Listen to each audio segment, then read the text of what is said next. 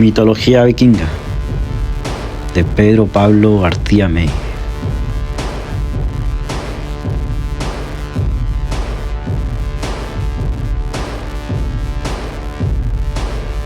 Narrado por Berserk Time.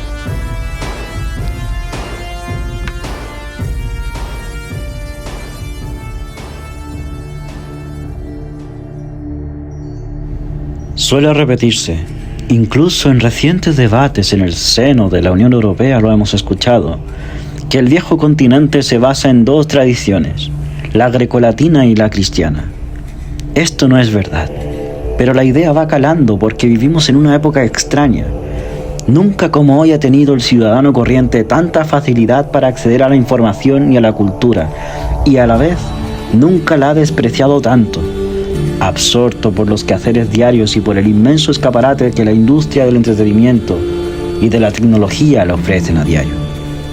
En realidad, si hubiera que definir las dos tradiciones que conforman al ser de Europa, habría que señalar al paganismo por un lado y el judeocristianismo por otro. Si bien este ha tomado de aquel muchas más ideas y ceremonias de las que reconoce y por supuesto de las que el profano podría imaginar. Pero el paganismo no puede circunscribirse, ni mucho menos al mundo griego y a su evolución romana, sino que es, a su vez, doble. Existe una Europa que mira al Mediterráneo constantemente ensalzada y glorificada, y otra Europa que mira al Atlántico, denostada y a menudo olvidada.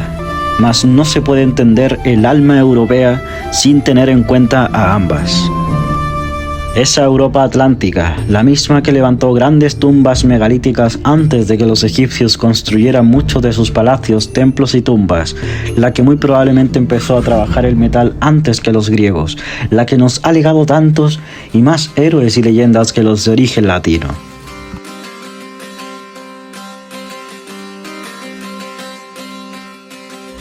Creó una religión basada en un conjunto de mitos poderosos e inspiradores, muy característico. Sus tradiciones están llenas de relatos aleccionadores e indicadores para la vida y también para la muerte. Sus dioses son muy humanos, ¿acaso porque un día lo fueron?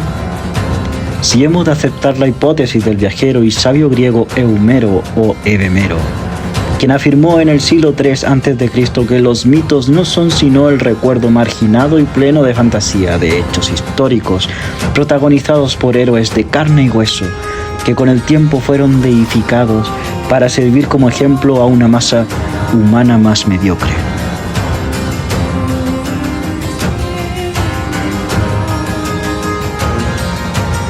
En todo caso, estas historias se extendieron por la mayor parte del continente. Y aunque en este vídeo agruparemos muchas de ellas bajo el nombre de mitología vikinga, podríamos también llamarlas mitología nórdica, o mejor, atlántica, puesto que no es exclusiva de los países nórdicos, y de hecho es más germánica que otra cosa. Poseemos distintas versiones de la misma leyenda, según fueran recogidas por una de las tres grandes familias de las lenguas germánicas.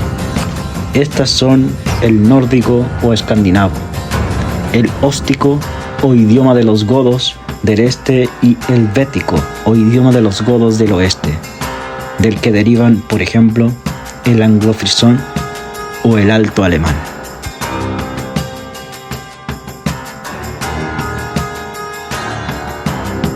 Al igual que sucedería con la cultura de sus primos, los celtas, la cultura germánico-nórdica fue paulatinamente acorralada y tergiversada, expulsada cada vez más lejos de la imposición, demasiadas veces a sangre y a fuego, de la fe llegada desde Oriente. Los verdaderamente civilizados intelectuales del Mediterráneo condenaron sus creencias y costumbres, y nunca entendieron bien, entre otras cosas, por qué el norte siempre se valoró más la tradición oral que la escrita, lo que se tradujo en una carencia de grandes bibliotecas como las de las ciudades mediterráneas, y por lo tanto la pérdida de una mayor cantidad de conocimiento. Hubo que esperar casi 1000 años de la era actual para empezar a leer recopilaciones de sus leyes y sus dioses, aunque muchas de las historias que se relatan en esos textos son muy anteriores en el tiempo. Los principales manuscritos que se recogen en sus peripecias son la anónima Crónica anglosajona, mandada a compilar por el rey Alfredo el Grande en el siglo IX después de Cristo, la Gesta Danorum, escrita de los daneses, escrita por Saxo Grammaticus en el siglo XII, y sobre todo la Edda prosaica o menor escrita por Snorri Sturluson y la Edda poética o mayor escrita por Sæmundur Fróði, ambas en el siglo XIII. No está claro el significado de la palabra Edda, aunque a menudo se traduce como sagas. Existen otros textos interesantes como el Codex Runicus, que recoge las leyes de la comarca sueca de Escania y fue escrito con runas entre finales del siglo XIII y principios del XIV, o el informe del viajero musulmán Ahmed Ben Fadlan, embajador del califa de Bagdad, a la corte búlgara del siglo X. Su peripecia fue recreada muy libremente por Michael Crichton en su novela Devoradores de cadáveres.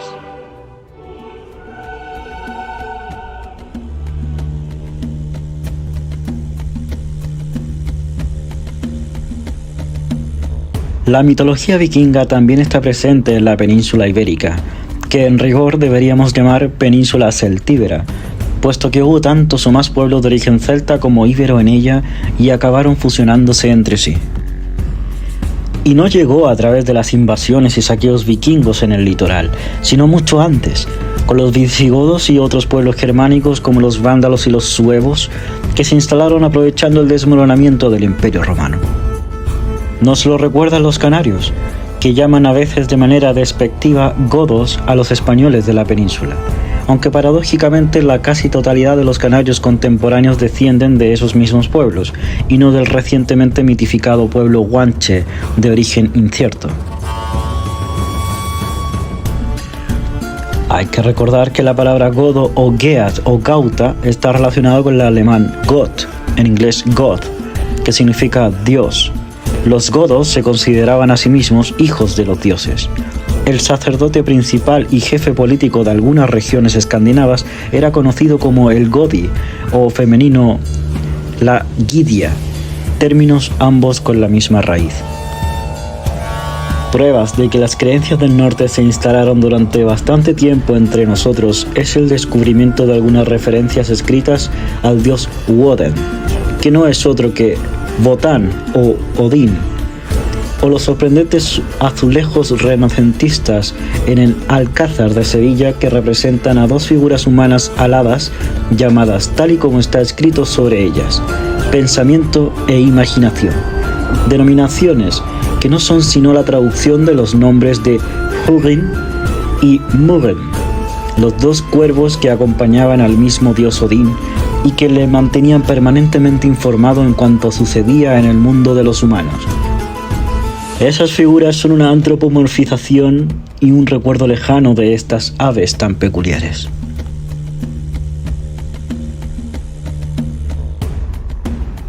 Por lo demás, el término vikingo no significa escandinavo, como a menudo se cree, sino pirata. Viene directo del verbo viking, que significa precisamente piratear.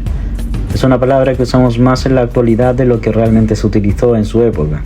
Las referencias más habituales de sus contemporáneos les calificaban de daneses, aunque algunas expediciones estuvieran compuestas por suecos o noruegos. Y tras la colonización de la parte de Francia, desde el entonces considerada como Normandía, hablaron de los normandos. Todavía en el siglo XIX las oraciones cristianas incluían el ruego de A furore normannorum, libera nos, Domine, de la ira de los normandos, líbranos, Señor. En 1966, Goscinny y Uderzo publicaron su noveno álbum de cierto invencible galo precisamente con el título de Asterix y los normandos. A estas alturas del siglo XXI, aún hay muchas personas que piensan en los vikingos y los imaginan como guerreros brutales, analfabetos y sanguinarios, unas bestias groseras y sucias que vivían medio desnudos, sumidos en el fanatismo y la superstición, que lucían cascos con cuernos y hachas de doble filo, que apenas sabían hacer otra cosa que viajar en sus característicos barcos, los dracares, dracar, que significa dragón, en referencia a la figura que llevaban tallada en la proa y que aparte de su función decorativa ejercía un símbolo de mística protección. para atacar y saquear monasterios, matar a todos los hombres y violar a todas las mujeres que se les cruzaran por delante y después emborracharse, si es posible bebiendo cerveza o hidromiel en el cráneo de las víctimas. Nada más lejos de la realidad. Algunos escandinavos eran vikingos, igual que algunos bizantinos, romanos o norteafricanos eran salteadores o bandidos, o incluso piratas en el Mediterráneo, pero no todos ellos. En el caso de los vikingos disponían de una cultura propia y desarrollada, así como de una inteligente técnica de construcción de barcos y gran habilidad para la navegación de grandes distancias. Practicaban su religión de manera bastante tolerante teniendo en cuenta la época, y se bañaban, peinaban, cepillaban los dientes regularmente. Dotaban a sus mujeres de más derechos que en el sur de Europa y formaban familias estables. No eran más supersticiosos que sus contemporáneos, o ya puestos que los nuestros. No usaban cuernos en los cascos, lo que hubiera resultado bastante incómodo, y luchaban con lanzas, con pequeñas hachas de leñador, y solo los más pudientes con espadas y cotas de malla. Los pueblos del centro y del norte de Europa también eran artistas, comerciantes, exploradores y colonos, grandes viajeros por la mayor parte de Europa, así como las costas africanas, las del suroeste de Asia y el norte de Norteamérica. Fundaron ciudades, reinos e incluso pequeños imperios, y no eran más brutales que cualquier otro de su época. Entonces, ¿de dónde viene su criminalización histórica?